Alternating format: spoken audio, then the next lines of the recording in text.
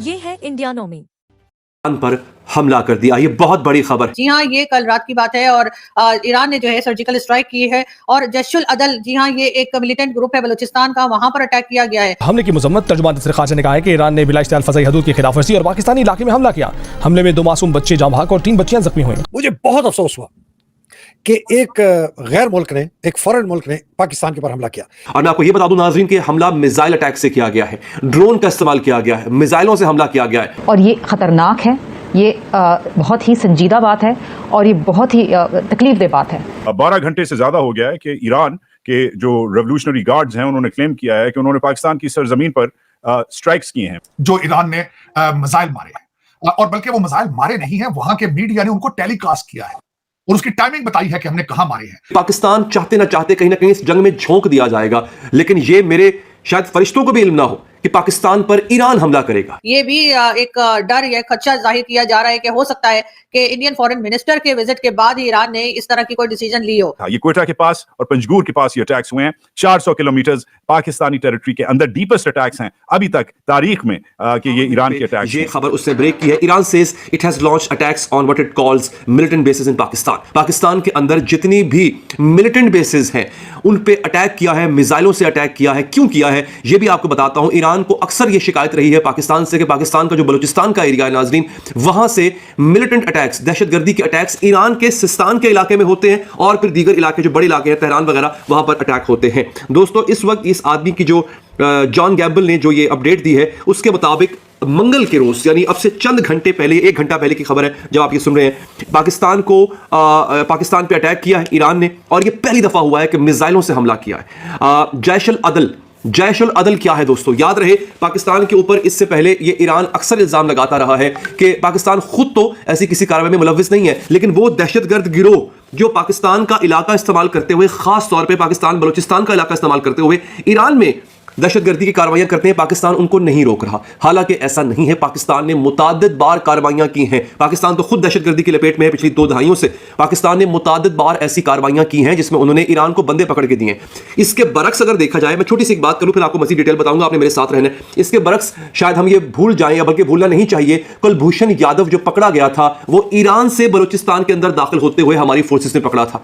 तो अगर ईरान ये समझता है कि हमारी जमीन इस्तेमाल हुई है ईरान के खिलाफ, तो ईरान को यह भूलना नहीं चाहिए कि ईरान की सरजमीन भी इस्तेमाल की है भारत ने पाकिस्तान में दहशतगर्दी करने के लिए। तो पाकिस्तान की भी बहुत शिकायतें हैं। चाहता तो पाकिस्तान भी यही काम कर सकता था, लेकिन अपने ब्रदर मुस्लिम मुल्क के ऊपर कभी पाकिस्तान ने अटैक नहीं किया। ईरान ने जो अटैक किया है ये बहुत बड़ा अटैक है, क्योंकि ईरान को ये समझना चाहिए पाकिस्तान कोई गया गुजरा मुल्क नहीं है। पाकिस्तान की फौज कोई छोटी मोटी फौज नहीं है, दुनिया की 5वीं बड़ी फौज है, 5वीं मजबूत फौज है। ईरान अभी जाकर मिसाइल टेक्नोलॉजी के अंदर महारत हासिल कर रहा है। पाकिस्तान के पास 2-3 दहाइयों पहले ये टेक्नोलॉजी आ चुकी हुई थी। पाकिस्तान के पास सबसे बढ़ के एटम बॉम्ब है। तो जो पंगा लिया गया है पाकिस्तान से, ये बहुत गलत लिया है। खैर, ये तो बींगा पाकिस्तानी मेरे जज्बात है, मेरा काम खबर देना। मैं आपको खबर सबसे पहले दे देता हूं दोस्तों। हुआ क्या है, इस न्यूज को सबसे पहले ईरान का जो ऑफिशियल मीडिया है, यानी जो उनका सरकारी मीडिया है, उस पर नशर किया गया, इसको लगाया गया। एपी न्यूज और रॉयटर्स ये कह रहे हैं कि इसके बाद इस खबर को फौरी तौर पे वहां से हटा लिया गया, थोड़ी देर बाद हटा लिया गया। लेकिन यह खबर चूंकि चल चुकी हुई थी, बकौल एपी के अभी तक पाकिस्तानी अथॉरिटीज ने इस बात की कंफर्मेशन नहीं की है कि क्या वाकई ईरान ने हमला किया, और अगर हमला किया है तो इसमें नुकसान कितना हुआ है, किस तरीके से हमला किया गया है। एपी न्यूज ये कह रहा है, the state run IRNA news agency state television had said that the missiles and drones were used in the strikes in Pakistan which were not immediately acknowledged by the Pakistani government। Missile को और drone को इस्तेमाल किया गया था इस हमले के लिए, जिसके हवाले से अभी तक पाकिस्तान की तरफ से कोई जवाब नहीं आया। जैशुल अदल के नाम से एक जमात है जो 2012 में बनाई गई थी और इसका काम था कि ये ईरान के अंदर जाके दहशतगर्दी की कार्रवाइयां करेगी।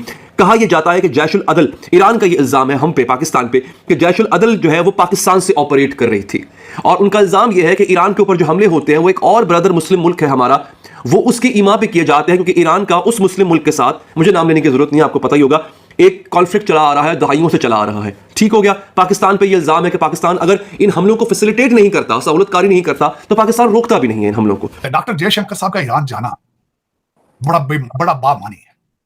अब आपको मैं ये भी बल्कि सुनने वालों को बताना चाहूंगा कि वहां पे बातें क्या हो रही हैं, खासकर ईरान के अंदर। ईरान ने उनके साथ गिले शिकवे क्या किए हैं, बल्कि डॉक्टर जयशंकर की 2 मुलाकातें हुई हैं, उनके फॉरेन मिनिस्टर से भी मुलाकात हुई है और उसके बाद रईसी साहब से भी उनकी मुलाकात हुई, जो बातें खासकर उसके बाद उन्होंने प्रेस कॉन्फ्रेंस भी की है।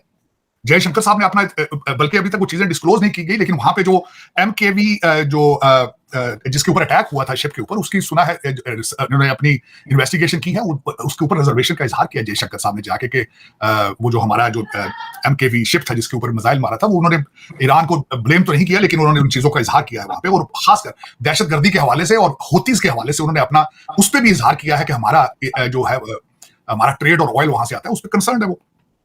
जो दूसरी तरफ जो इस वक्त उन्होंने जो इसी प्रेस कॉन्फ्रेंस में जब ईरान है, उन्होंने सीधा ईरान के फॉरेन मिनिस्टर ने अमेरिका को ब्लेम किया है कि जंग सिर्फ अमेरिका करा रहा है और 24,000 लोग मारे जा चुके हैं। लेकिन जो सबसे बड़ी बात है, जो रईसी साहब ने खासकर उनके साथ जो मुलाकात हुई है, उनमें उन्होंने खास बात की है कि चाबहार पे इंडिया तेजी से काम क्यों नहीं कर रहा है। ये उन्होंने इस पे ऊपर अपना तशवीश का इजहार किया है कि इसको सही तरीके, हमने इंडिया को दिया था, चाबहार की लीज दी थी, लेकिन India is not using it और not using at the maximum capacity, क्योंकि वहां पे इंडिया का सिर्फ और सिर्फ एक मोटिव था, चाबहार के जरिए अफगानिस्तान पहुंचा जाए, चाबहार के जरिए अफगानिस्तान अपनी प्रोडक्ट भी लेके जा सके, उसके साथ सारे अपने रिलेशनशिप को बेहतर किया जा सके।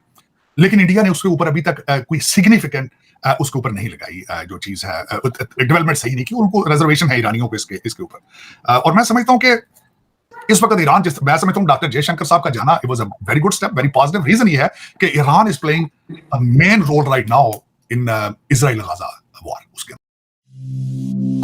Like, share, subscribe, don't forget to press the bell icon. आप देख रहे हैं इंडियानो में।